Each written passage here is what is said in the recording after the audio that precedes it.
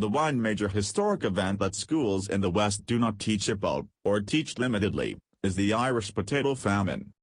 The effects of the famine changed Ireland's demographic, political culture and landscape as well as its potential to become a global superpower.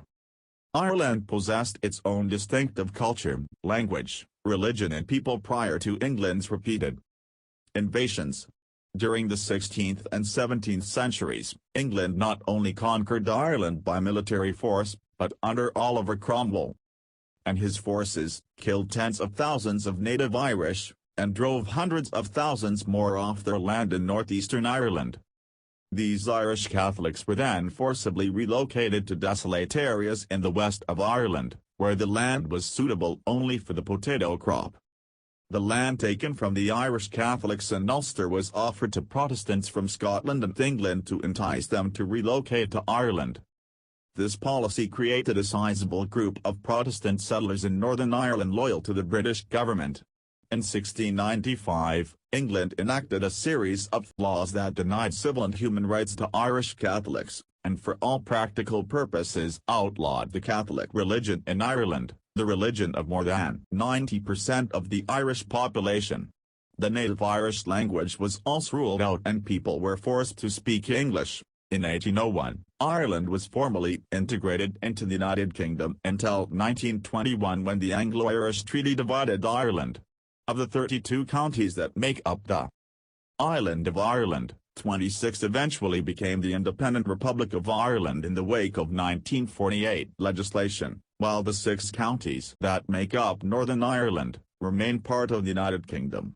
A fungus that invades the potato plant and causes its rapid decay, struck for the first time in the eastern United States in the summer of 1843.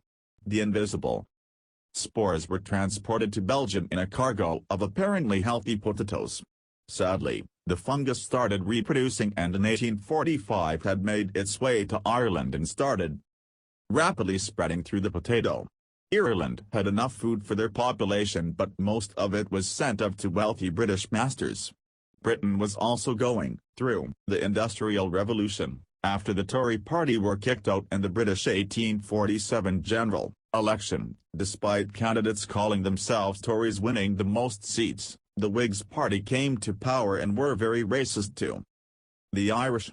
At the time, Britain was the most powerful country on earth and even though the Irish were legally Brits, the London government didn't seem to care about the famine. Charles Trevelyan, Assistant Secretary to the British Treasury even went as far to said that the famine is a punishment from God for an idle, ungrateful, and rebellious country, an indolent and unself-reliant people.